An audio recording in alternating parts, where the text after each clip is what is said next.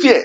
And that is why when I saw Sheyi going to meet Gumi under the Yeah, gap of going to yeah, lobby the traditional ruler for the yeah. north or whatever, it provoked my sensibility as a Yoruba person. I was almost seeing myself as a bastard and somebody who is misnormal to have been created in a nation called Yoruba who did not even understand who they are.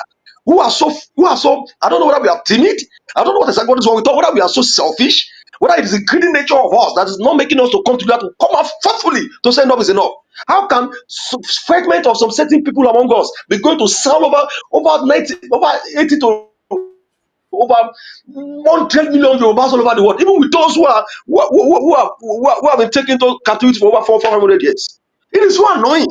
So it is either we go out and say enough is enough. We are claiming back. But one time, where the whole world will be looking at us, seeing that it is Yoruba people who are taking over their land. They are restoring their lost sovereignty. And I thank God for the new world order. We have Trump, we have Putin. People are looking for new allies who they can trade with, who they can align with, to separate from the follies of the European nation states, who champion all who were the initiator of all the confession of the African continent. So we need to be decisive because now we have two state actors internationally who can help us get our freedom. So it is now. Tabafile means, and that is why we will occupy the street decisively until our freedom is achieved.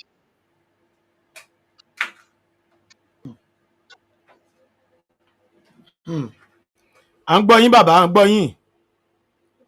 So the bottom line is, Baba Ademaja Akintoye, the de facto prime minister of the emerging Yoruba sovereign state, Baba must have that courage. Baba is old, but the spirit within him is new. Baba is a young old man. People around Baba must be genuinely be committed to the struggle. So they go to the chief of staff of the Yoruba nation must be ready. Kò sí agbára ayé kan tó ká Sunday Igboho. All of us are transforming to the new Sunday Igboho in this nascent process of going out to reclaim our lost sovereignty. Let everybody work together as a family. Ẹ má jẹ́ kí disunity, ẹ má jẹ́ káwọn tó plant sáàrin wa concrete any kinds of disunity among us.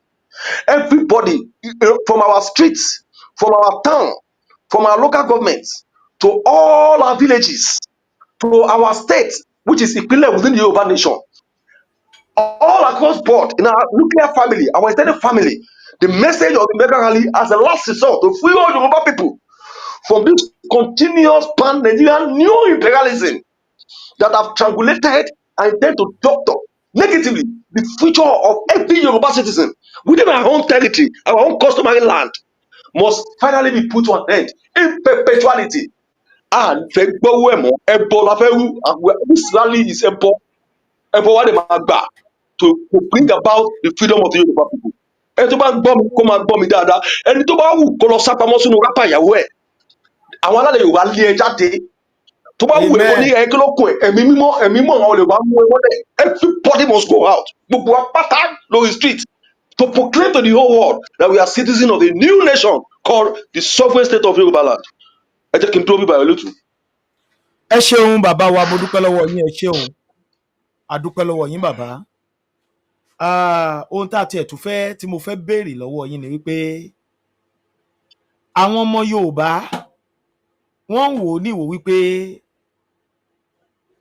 gbogbo bí ó ṣe ń lọ ní ilẹ̀ Yorùbá ń sìn tí wọ́n pa àwọn èèyàn tí wọ́n ṣe yìí, àwọn kan sì ń wò pé àìtí ní ìjọba gidi ni. Mo ti ẹ̀rẹ́ nìkan tó type síbí ó ní na democracy we want. Ẹnìyẹn tó type ẹ̀ síbẹ̀. Ẹnìyẹn tó type ẹ̀ sí kinní ó ní na democracy we want. Ẹ̀yin èèyàn mi. Now bàbá, àwọn kan wà tó jẹ́ wípé wọ́n ń wò ó níwò wípé ó dà pé Nàìjíríà yìí sì máa dá lára àwọn ọmọ Yorùbá ni ó tó yẹ kán dá sí wa, ṣùgbọ́n wọ́n sì ń wò níwò pé ṣé ká tún Nàìjíríà ṣe pé ìyẹn ló máa dẹ kọjú ẹ̀san yẹn pé tó bá ẹjẹ má bínú. So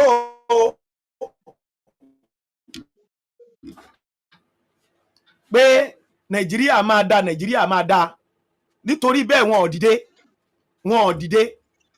So kí lẹ gbà pé kí ni ṣé tí rally bá dé náà ṣé àwọn guys máa join wa ṣá? àbí pé nàìjíríà yìí náà ṣe ó ti yé yín nǹkan tí mo try láti sọ.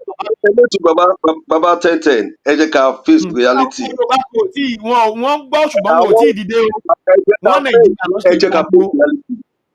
àní ẹ jẹ́ ká face reality ẹni sùúrù ẹni tí Ṣàngó bá wọ́n ní àwọn kan máa sọ wípé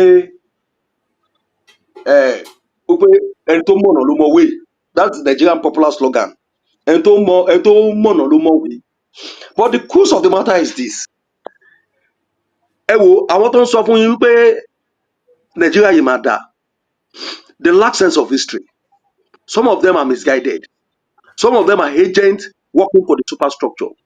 Some of them have their father. Wọ́n ti fi àwọn kan wọ́n ti forí wọn gbá pààrọ̀. Some of them have lost their humanity. Some of them don't think straight.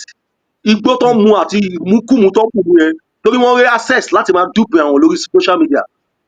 Àwọn tó ń pè ní yahoo national. Wọ́n fi wípé condition táwọn wà lẹ́nìí because Nigeria found an opportunity to be living a rogue life. So those who may not want to conform to such obnoxious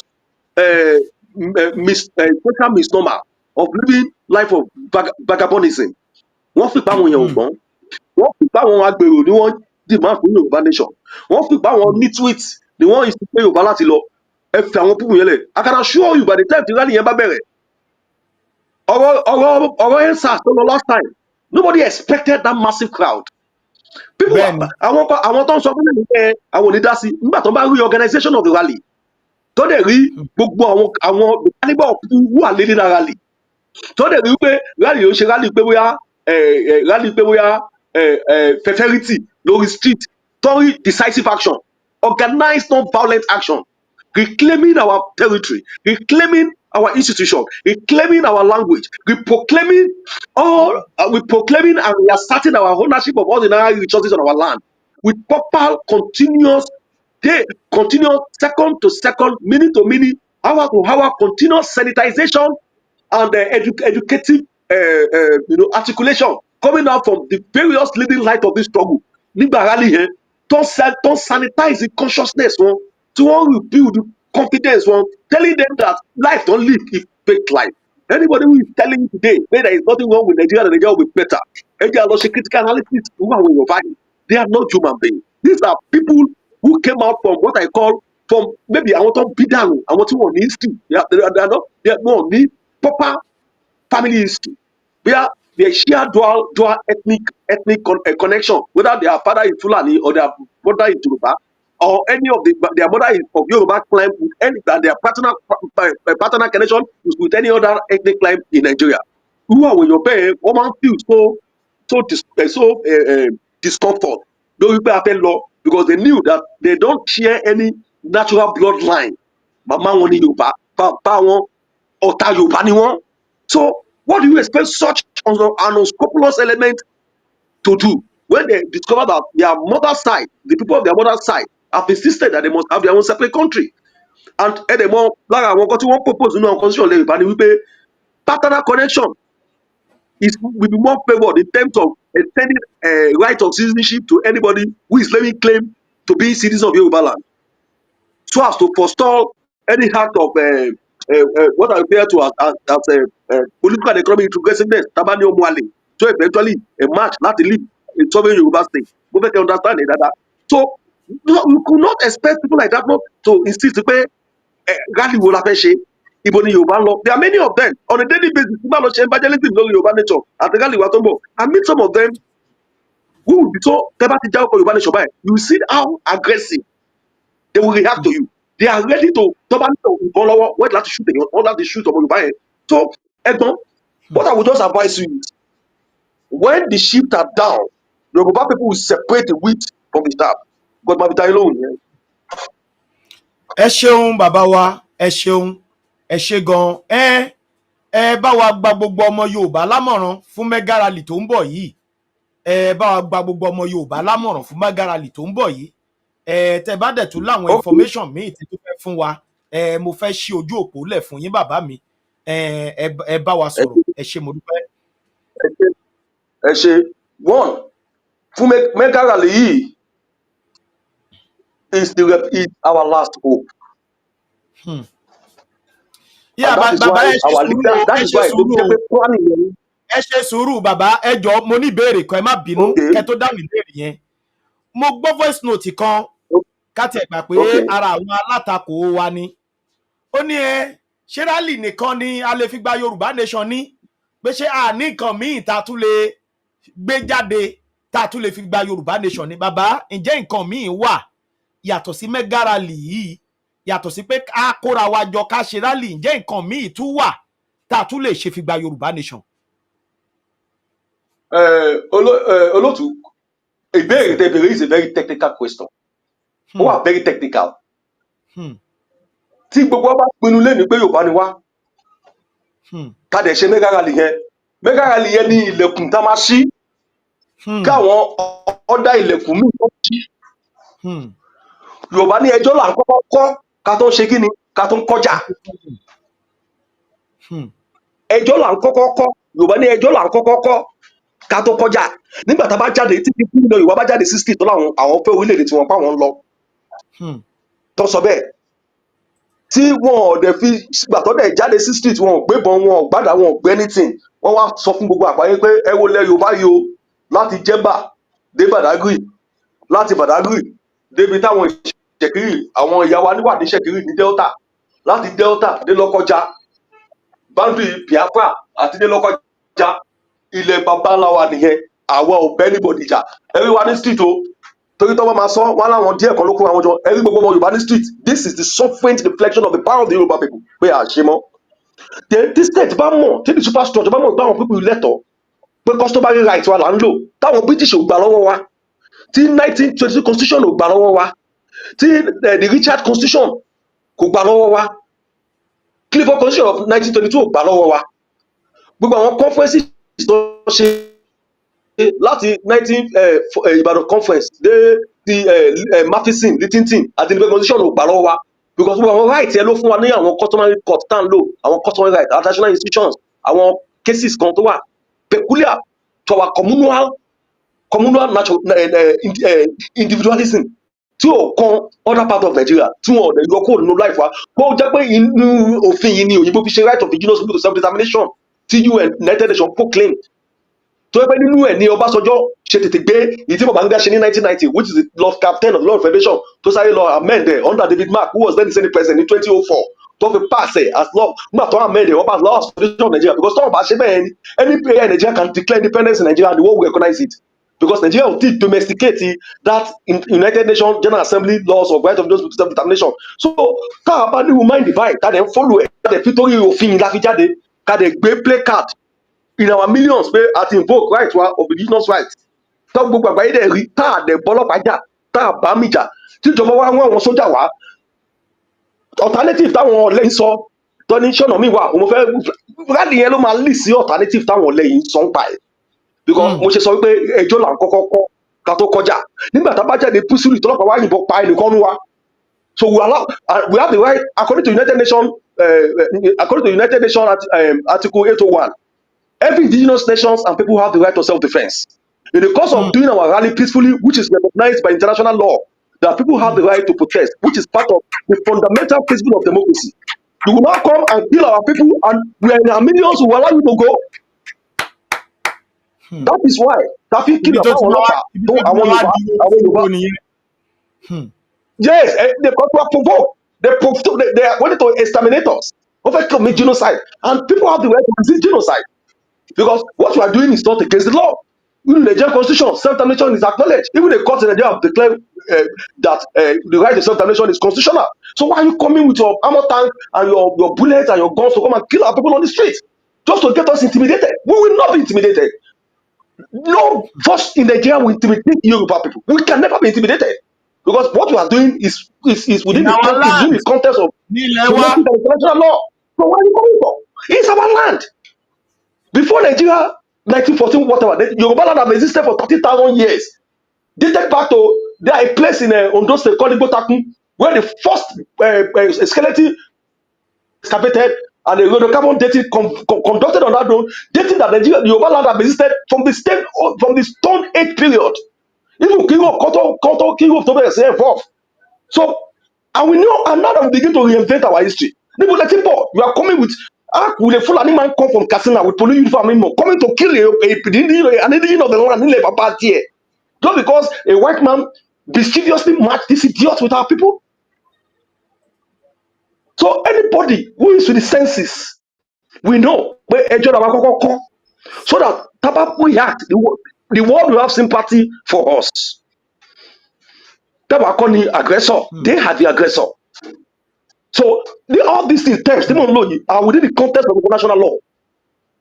Last same beg gbogbo àwọn ọmọ wa kọ́ lọ dira. So now mọ̀ pé some of them will go overzealous. They want to provoke our people. That's why gbogbo everybody padà sí ilé babaláwo kò sẹ́ni tí ò ní agbára nínú gbogbo ìdílé tàbí wà nílẹ̀ Yorùbá. Ẹ jẹ́ ká káwọn púpù yìí lọ́gbọ́n back in ṣọ̀dẹ̀. Tó bá fi lè make any attempt. We do our rally, we do everything. The way we see it and know that we want to go. If you are going to be on the street for 2 months, 2 weeks, 6 weeks, I will have more time. Nigeria cannot claim any further sovereign. They cannot lay claim to any sovereign control over us because we have protected Nigeria under the customary law principles that define the concept of indigenous right to self-determination. So I want to sọ sọkúsọ yẹn pé ọ̀nà àbáyọ àwọn ọmọ ọ̀nà àbáyọ a lè reveal lórí ìkànnì yìí but àwọn nǹkan tá a máa ṣe tó bá tó time kí ìgbẹ́ yọ̀ǹdì ìdí àlà ẹ ṣe gan sa. Ẹ ṣeun bàbá wa, in fact gbogbo ọmọ Yorùbá ń kí yín lọ́tún lósì pé ẹ kú ohùn, ẹ kú iṣẹ́ takuntakun, ọba mi Èdùmàrè á bá mi wà pẹ̀lú yín. Lẹ́ẹ̀kan sí ẹ bá mi dárúkọ yín fún gbogbo àgbáyé tí wọ́n ń wò wá. Àwọn èèyàn yabò wá pìtìmù, wọ́n ń wò wá lọ́tún lósì l'Amẹ́ríkà, ní London, ní Germany, káàkiri àgbáyé ni wọ́n ti ń wò wá lórí YouTube wa. Ẹ bá wa kí gbogbo ọmọ Yorùbá, ẹ tún bá wa dárúkọ yín kí wọ́n dá yín mọ̀, kí wọ́n mọ̀ pé ọdún ni yín o, ẹ kì í ṣe àìmọ̀fólóko. Ọmọ ọkọ ilẹ̀ Yorùbá ni yín tí ò gbójú pamọ́ tó dúró láti béèrè ẹ̀tọ́ rẹ̀ lọ́wọ́ ìjọba pẹ̀lú ìrọ̀rùn ni o, pẹ̀lú ìrọ̀rùn. Ẹ bá wa dárúkọ yín fún gbogbo ọmọ kóòtù òjìire. Ẹ ṣé mo dúpẹ́ bàbá. Ẹ̀yin ni mo kí jù bàbá 1010 a máa rí yín bá àwẹ̀ tẹ́ ń gbà yìí Ọlọ́run á sọ yín léṣo nínú àwẹ̀ tẹ́ gbà yìí. Àṣẹ o. Gbogbo ọmọ Yorùbá mo dúpẹ́ lọ́wọ́ wọn. Mo fẹ́ kí gbogbo ọmọ Yorùbá gbóhùn sókè kó máa ṣàdúrà fún Professor Adébánjí Akíntóyè torí ẹni tọ́lọ́run fi Awólọ́wọ̀ wọn sí wa ní lásìkò táwọn. Ìgbà àwọn tí wọ́n gba tẹ́lẹ̀ lọ́wọ́ Awólọ́wọ̀ they are in their thousands. Bàbá Adébánjí Akíntóyè nìkan lọ́wọ́ tí instruction t'Awólọ́wọ̀ fún gbogbo wọn pé ó lágbára bàbá. Wọ́n pọ̀ ṣùgbọ́n Akíntóyè nìkan ló dìde. I was working ní wọ́n tí Professor Adébánjí Akíntóyè nìkan ló wọ́n tí instruction t'Awólọ́wọ̀ fún wọn kó tó lọ. Òun ni bàbá Akíntóyè nìkan ló gbé ìgbésẹ̀ t'Awólọ́wọ̀ fi lẹ̀ fún wọn. I was Baba admin secretary. I was admin secretary of Baba Adébánjí Akíntóyè when Bata wà ní Yorùbá World Congress. Nígbà tá transform sí ìlànà ọmọ Oòduà, I still maintain the position of admin secretary of ìlànà ọmọ Oòduà home and abroad. Baba encourage me later lórí go to advocacy.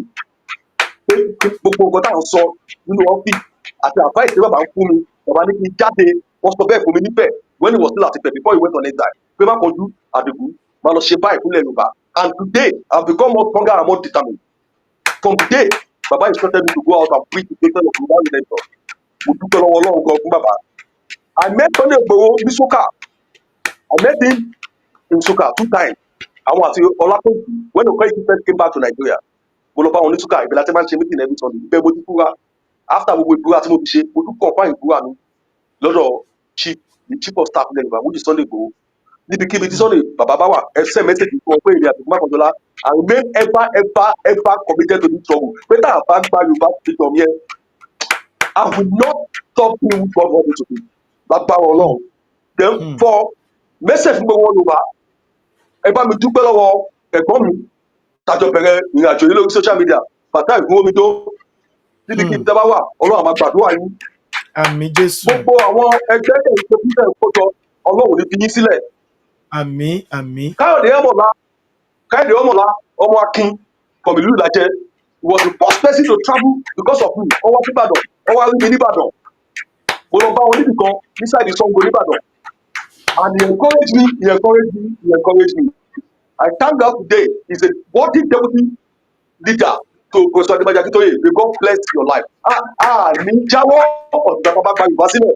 No going back. No One year going already, you back. are doing a fantastic, No going back. no going back. One year already, you are doing a fantastic job of using your Hmm. media, what I White call lie. revolutionary media. Pẹ̀lú White gbogbo lie. àwọn tó wà under sponsor media ẹ̀, Ọlọ́run ò ní fi ẹkún sí ẹ lójú wọn títí yóò bá nation á fi dé. Ọlọ́run á gbé ẹ ládé ògo, ìwọ kó yìí. Àṣẹ. Baba thank them. Àṣẹ. You gave me this Àṣẹ. platform today to be able to, Ẹ as a ṣeun. messenger of the Yoruba nation, to communicate this information Ẹ to the ṣeun. people. Àti Ẹ gbogbo ṣeun. àwa èèyàn tó ń ṣe iṣẹ́ tẹ̀lé Bàbá Èkìtì, Ẹ ṣeun. Yèyé Dára, Lady K, sísá mi Yorùbá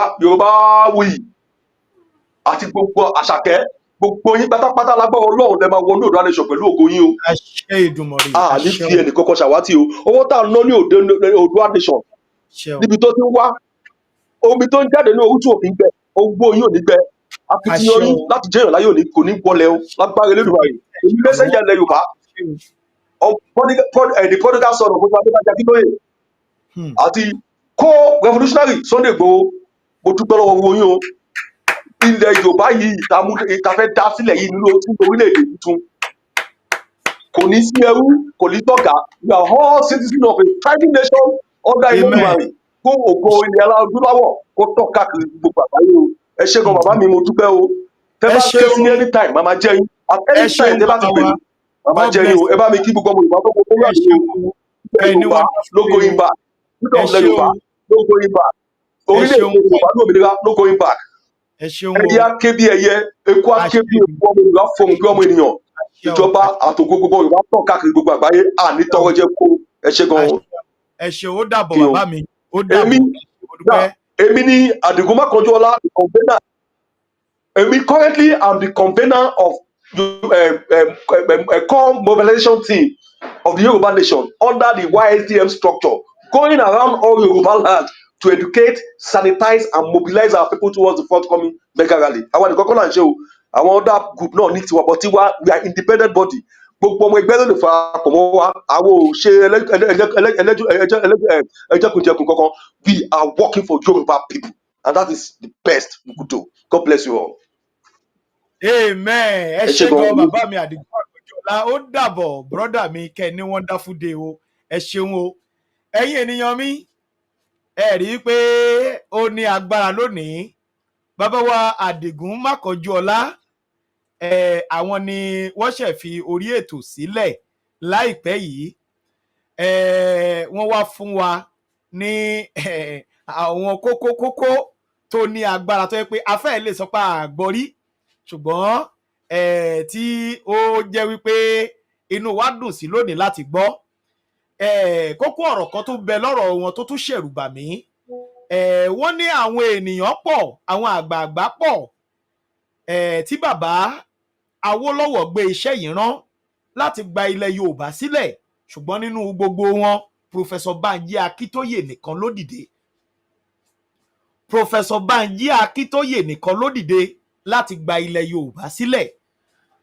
Bí mo ṣe ń sọ̀rọ̀ lọ́wọ́lọ́wọ́ yìí, wọ́n ṣẹ̀ gé orí èèyàn kan tó tún ṣẹ̀ sẹ́ndì fídíò ẹ̀ sí mi ní ilẹ̀ kóòtù òjíire. Ẹ̀yin ènìyàn mi, mo ní níjọ́ wo la fẹ́ ṣe yìí dà? Òun la ṣe ń sọ fún yín pé rálì eléyìí tó ń bọ̀ yìí ó lè pẹ́ ó lè yá, ṣùgbọ́n nínú ọdún 2025 yìí ni. Ṣùgbọ́n ẹ̀kọ́ tí rálì yìí bá máa jáde kì í ṣe lẹ́yìn rálì eléyìí àtúretí rálì míì mọ́. Rálì eléyìí tó kù tá a máa retí ń sìn òun ni rálì tá a jò ó tẹ àjọyọ̀ ló máa jẹ́ pé ìjọba Nàìjíríà ti dá wa lóhùn, ó ti ní ká lọ dá dúró gẹ́gẹ́ bí orílẹ̀-èdè. Ohun tó kù jù yẹn lọ. Ẹ̀yin ènìyàn mi, ẹ máa gbáradì sílẹ̀. Ó ń bọ̀ bí olè lóru. Ó máa dé. Ó máa dé. Ó máa dé. Bí wọ́n fẹ́ bí wọ́n kọ̀, ó máa dé. Ṣùgbọ́n o, rálì eléyìí máa gbóná o. Ó máa wá gbóná mọ́ gbogbo àwọn ọ̀tá ilẹ̀ Yorùbá. Àwọn aríjẹ níbi ìbàjẹ́ tí wọ́n fẹ́ máa kó ìrandíran ọmọ wa lẹ́rú lọ. Ó máa gbóná mọ́ wọn lára. Ṣùgbọ́n bàbá máa jáde kì í ṣe pé báyà fẹ́ kó ọkọ̀ kó àdá dání. Ẹ ti gbọ́ lára àwọn leader Yorùbá nation náà lẹ́rí yẹn. àwa ò jáde níjáde pé a fẹ́ jà ṣùgbọ́n a máa dira àwa ò ṣe onítìrí o à ń ṣe onítìrí tó ká àwọn ọmọ sójú ogun tó pẹ̀yìn dà lẹ́yìn wọn tí wọ́n bọ́ ṣe ń yìnbọn lù wọ́n ni wọ́n nà wọ́n oríṣiríṣi kan náà ṣe fún wọn tí wàá yàtọ̀ sí gbogbo nọ́sẹ̀nsì gbogbo jàgbàjátìsì yẹn o àwa máa jáde wọ́ọ́rọ́wọ́ bí EndSARS ṣe bẹ̀rẹ̀ náà la ṣe máa bẹ̀rẹ̀ ṣùgbọ́n àgbàdúrà ohun tó parí EndSARS kó jẹ́ pé òun ló máa parí rálì wa a fẹ́ fi ìrọ̀rùn gba Yorùbá nation ni láì ta ẹ̀jẹ̀ sílẹ̀ òun la ṣe ń bẹ gbogbo ẹ̀yin agbófinró pé ẹ kọjú ìbọn yín sílẹ̀ ní ọjọ́ náà nítorí pé tẹ́ ẹ bá kọjú ẹ̀ sọmọ Yorùbá ìrandíran yín wọn ò ní láǹfààní láti rí ilẹ̀ Yorùbá yẹn nígbà tó bá dé ìwọ àmì tí wọ́n kó ẹ wá àbí ojú ọmọ Yorùbá ó nàjú ìbọn sí akẹgbẹ́ ọmọ Yorùbá tí yóò gbébọn lọ́wọ́ takọ̀ ọ̀ra wà ní títì. Hello bàbá mo ṣe wọ máa pè yín tí bá ṣe tán yeah máa send ẹ̀ sí yín tí bá ṣe tán sìn. Amen. All right. Thank you. Ẹ̀yin èèyàn mi, ìwọ tó o bá jẹ́ sójà, gẹ́gẹ́ bí òfin Nàìjíríà fààyè gbà fún self-determination. Self-determination òfin Nàìjíríà fààyè gbà òun la fẹ́ jáde fún. Hello? Ṣé fẹ́ dá sétò ni? Ó yẹ ẹ gbóhùn sókè gbogbo àgbáyé ń gbọ́ yín. Ẹ̀yin tẹ́ bá fẹ́ pè ẹ pè wọlé o. Ó yẹ ẹ gbóhùn sókè sà. Mega Rally tó ń bọ̀ yìí kí lẹ fẹ́ sọ? Ẹ ṣeun. Ọlọ́run ọba á jẹ́ ẹ pẹ́ fún. Àmín o Jésù Kristi. Gbogbo ẹ̀yin tẹ́ ń ṣe agbátẹrù Yorùbá tẹ́ ẹ fẹ́ kó bàjẹ́. Ọlọ́run ní bá nǹkan yín jẹ́. Àmín o àṣẹ Èdùmàrè. Ìtàn nígbàgbé ẹ̀yin náà. Àṣẹ Èdùmàrè. Àṣẹ o. Ọba tó jẹ tìlú tòrò ayé ò ní gbàgbé ẹ̀. Bẹ́ẹ̀ni. Èyí tó jẹ tìlú òtòrò ayé ò ní gbàgbé ẹ̀. Bẹ́ẹ̀ni. Orúkọ tólúkálukú ń kọ́ lẹ̀ torí pé gbogbo arọ̀ la máa dìtàn níjọ́ kan. Bẹ́ẹ̀ni bàbá. Ṣé rí bàbá rálì tó ń bọ̀ lọ́nà yìí Nàìjíríà gọọmẹ̀ntì wọ́n máa mọ̀ wípé rálì tá a ti ṣe sẹ́yìn wọ́n á mọ̀ pé ilé tó ń bọ̀ lọ́nà yìí ó yàtọ̀ sí tá a ti ṣe. Àwọn èèyàn rẹ̀rọ. Àwọn èèyàn múra lẹ̀ gidi. Àwọn èèyàn ti rẹ̀rọ lẹ̀. Ibi tí Tinubu fẹ́ bì lọ́wọ́ sí lọ́jọ́ yẹn a fẹ́ wo bẹ̀. Bàbá bójú ọmọ kan ní Tinubu bójú ọmọ àlè ní afẹ́wò kan tó fẹ́ ṣẹlẹ̀ níjọ́ yẹn. Ṣé rí rálì eléyìí wọ́n ní akèrègbè ló máa dúró ibi tó máa fokùn sí lọ́rùn ẹ̀. Bẹ́ẹ̀ni. Tó bá jẹ́ pé tó bá jẹ́ pé Tinubu máa ṣèṣe ọmọ kan á rí. Bẹ́ẹ̀ni. Tó bá bẹ̀rẹ̀ ṣèṣe ó máa lè á máa rí. Àmọ́ àwọn àti EndSARS o gbogbo àwọn mínísítì tó fẹ́ lọ lù gbogbo àwọn ọlọ́pàá tó fẹ́ lọ lù ṣẹlẹ̀ ìjọ ọlọ́pàá lè lù wá akọ́fẹ́ bá yín wíná nítorí pé amọ̀pọ̀ máa lè ló pọ̀ jù nínú yín. Bẹ́ẹ̀ni. Ẹ̀jẹ̀ máa ṣe sọ́wọ́ àlù lọ́jọ́ yẹn àwa náà wọ̀ fẹ́ máa ṣe sọ́wọ́ àlù torí pé tẹ̀ bá kí sọ́wọ́ àlù wọ́n jìyàn nílẹ̀ Yorùbá lójoojúmọ́ ẹ̀ rí ọ̀rọ̀ ṣe sí wọ́n jìyàn lórí lójoojúmọ́ lẹ̀ Yorùbá ẹ̀ ní nǹkan kan ṣe sí ṣé ó yẹ kó máa fọ ọmọ Yorùbá lójoojúmọ́ káwọn máa dùdú wọn máa gbúbọ káwọn máa dùdú wọn fi bó máa pa á lórí ilé wa kẹ́lẹ̀ ní ká bá sọ̀rọ̀. Nílẹ̀ Ìgbò báyìí wọ́n ń bá wọn sùn tó ń gbé igi sí ojú ara wọn nísìn báyìí wọ́n bọ́ bá ti bá wọn sùn tó wá ti igi bọ̀. Ṣé ẹni tí wọ́n pa ìró ẹ̀ yàbá gbogbo èèyàn tí wọ́n pa ìró ẹ̀ nílẹ̀ Yorùbá nìsín ṣé ọmọ Tinubu ni wọ́n pa ni ṣé Tinubu jáde tó sọ̀rọ̀ sí pé wọ́n ti pọ̀ ọmọ Yorùbá ṣé ó rọrọ̀ sọ sí. Láíláí. Àbí ṣé wọ́n ti pọ̀ ọmọ ilẹ̀ Yorùbá ṣé ọba ilẹ̀ Yorùbá tí wọ́n dá sí tí wọ́n sọ̀rọ̀ sí. Ẹ̀jẹ̀ bí pa wá lẹ̀ bàbá wa a lè dùn kọ́ a lè ṣàgbẹ̀ tábà kú tẹ́ kú lérò ìyá tẹ́ kú àwọn tó bá ṣẹlẹ̀ tán àwọn ogun apáwọ̀ nígbà nǹkan tó bá ṣẹlẹ̀ yìí tó bá ṣẹlẹ̀ tán ìjọba fúnra ìlú tó pe ọ̀rọ̀ tó pe àwọn ìjọba agbára wọn nígbà torí pé bàbá ẹ má jẹ́ ntàn yìí àwọn èèyàn rẹ ló sílẹ̀ gan-an tó pọ̀ ṣe rí nǹkan tó wà nílẹ̀ ẹ̀kọ́ tí nàìjíríà gọọmẹ̀ gan tó bá jáde wá wò pé wọ́n tó fẹ́ ṣẹlẹ̀ yìí apáwọ̀ ní gbé bẹ́ẹ̀ tàbí pé kó fún wa láìka máa lọ jẹ́jẹ́ pẹ̀lú tíì torí pé ìyẹn ọlọ́pàá ilẹ̀ yorùbá bẹ́ẹ̀ bá ṣe olórí burúkú tó bá ṣẹlẹ̀ tán ọmọ tí ń lọ wà ń bẹ̀ o bẹ́ẹ̀ ni ìyàwó ń lọ wà ń bẹ̀ last time ní ìsìn wọ́n jí ìyàwó ọlọ́pàá wọ́n jí gbé ìyàwó Odùmọ̀ṣù ṣùgbọ́n jí àwọn ẹ̀gbẹ́ ń jọ́kì náà nà ṣé òun náà ní ṣé kò mọ̀ wípé nǹkan tó ṣẹlẹ̀ yìí ó ti ń jẹ́ just for everybody ẹ̀yin ọba ilẹ̀ yorùbá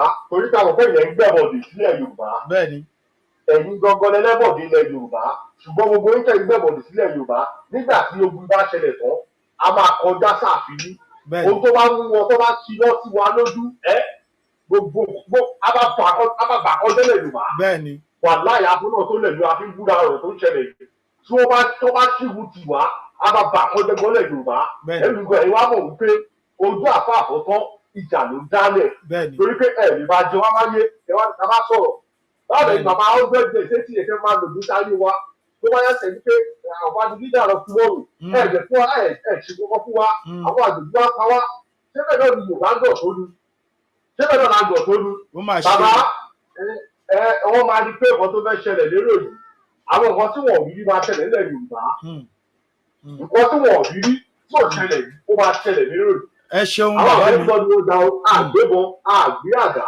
àwọn àbílọ kálábìra bẹ́ẹ̀ ni a máa jáde fún ẹ̀rọ ọmọ yorùbá èyí tó fẹ́ sọ fún ìgbésẹ̀ bá ti ń lọ gbogbo ẹ̀ka bá fẹ́ jáde ẹni ọjà àmàlàkẹ́ ẹ̀dí olúkẹ́ ẹ̀díra bẹ́ẹ̀ ni ẹ̀díra dáadáa eléyìí tó àpò eré nǹkan ìjà mi ní àwọn ṣèjà ṣeré àwọn ọ̀tá àti fẹ́ ká lọ àwọn alámàfà yìí jáde lára wọn bẹ́ẹ̀ ni ẹ kú ètò bàbá mi ẹ ṣeun dáàdì mi God bless you sir ẹ ṣeun mo dúpẹ́ o ẹ ṣeun o sorry excuse me ẹ̀yin èèyàn mi ẹ pè wọlé kẹ́yìn náà ẹ sọ sí ọ̀rọ̀ yìí mega rally tó ń bọ̀ yìí ẹ bá wa sọ lé bàbá ẹ gbóhùn sókè o ẹ gbóhùn sókè o ẹ gbóhùn sókè o gbogbo ọmọ Yorùbá ń gbọ́ yín o. mo kí gbogbo ọmọ Yorùbá onílé lóko ṣeun láti ilẹ̀ Yorùbá ni a ti ń pè. ẹ ṣeun bàbá mi tó sọ̀rọ̀ tó ń ro fẹ́ kí mi lẹ́yìn tẹ̀. ṣe rí àsìkò tá a wà yìí gbogbo ọmọ Yorùbá ọ̀pọ̀lọpọ̀ kágbó gẹ́gẹ́ bí gbogbo àṣùmọ̀. nǹkan tí ó máa ṣẹlẹ̀ kò sí èyí tó ń bọ̀ lórí ilé òkè you understand. gbogbo pé màá dẹ̀ mú ẹ màá lù ẹ màá pa gbogbo ẹ bóyá wọn látọ̀ mi èèyàn ló tọ́ àwọn èèyàn lè bá. nǹkan tí mo kàn fẹ́ kí a mọ̀ ní pé ṣẹ́rí gbogbo ẹ pé mi bẹ̀rù mi kíní kan ìdá àkọ́kọ́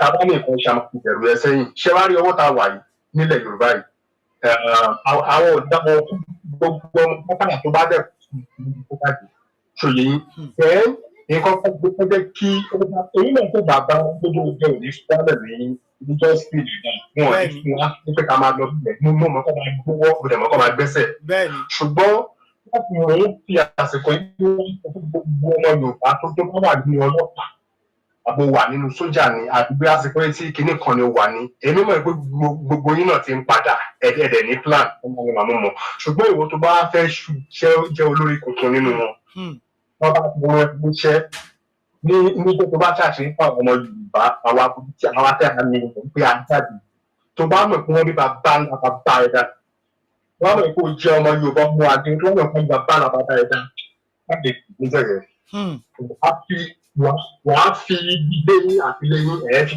láti tọ́jú ìgbìta. bẹ́ẹ̀ni àkókò yìí a máa trace wọn délé ni. gbogbo ẹ̀yin ọba pátápátá èmi kò fẹ́ ìwé púpọ̀ wà tó yẹ pé ẹ̀fọ́ sọ́kọ́ tí wọ́n ẹni tó fi hàn mo dẹ̀ mọ́ fẹ́ máa jáde fún ṣé wàá rí gbogbo àfihàn àwọn akọ tí àgbàfẹ́ ń ta fúkọ́ tó bá yá o wọ́n máa tẹ̀ ní ọmọ ìṣẹ̀lẹ̀ tó fún kí ni fẹ́ bá dàrú náà. bẹ́ẹ̀ni.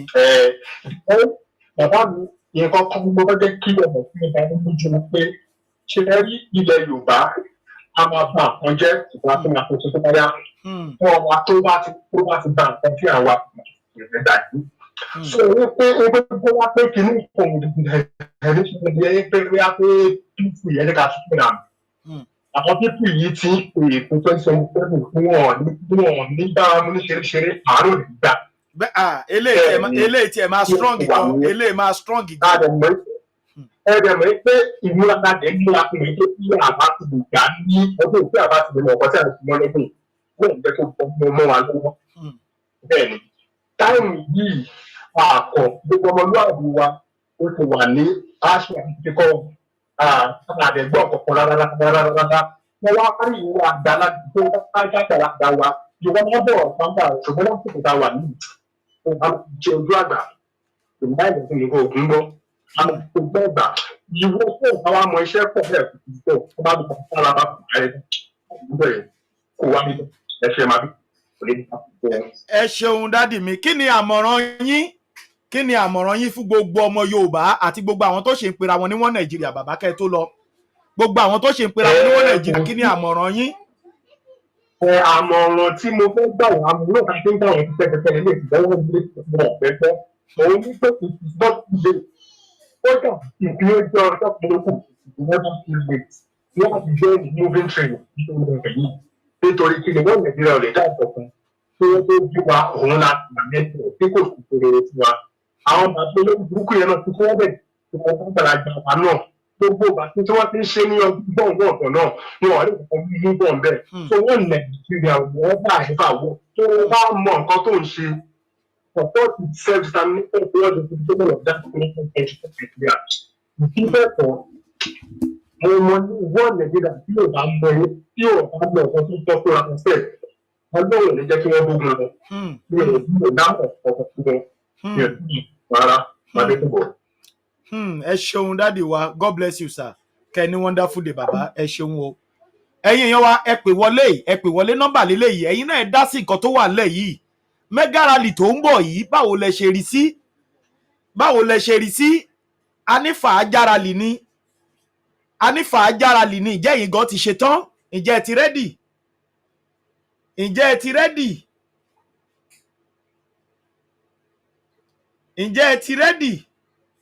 rẹ́dì ẹ pè wọlé nọ́mbà nìyẹn, nọ́mbà ló wà lójú fọ́nrán yìí, ẹ pè wọlé afẹ́kẹ́ yìí náà dá sétò, afẹ́kẹ́ dá sétò nọ́mbà kan ẹ jẹ́ kí n try nọ́mbà yẹn nìyẹn pè mí, ẹ pè wọlé ẹ̀yin náà ẹ dá sétò yìí, ẹ dá sí nǹkan tó wà nílẹ̀ yìí, nọ́mbà nìyẹn lójú fọ́nrán, ẹ dá sí kí làmọ̀ràn yín fáwọn ọlọ́pàá tó jẹ́ pé